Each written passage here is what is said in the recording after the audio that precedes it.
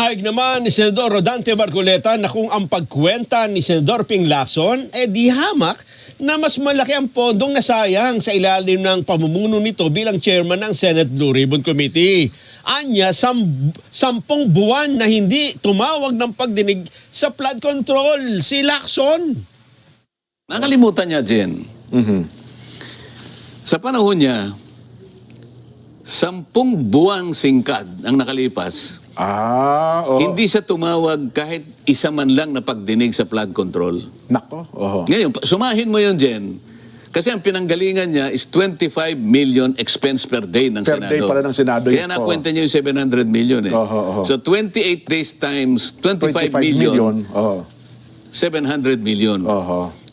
Ngayon, kwentahin mo yung 300, yung 10 months times 30 days. Ilan yun, Jen? 10, di 300, no? 300 days times 25 million, 7.5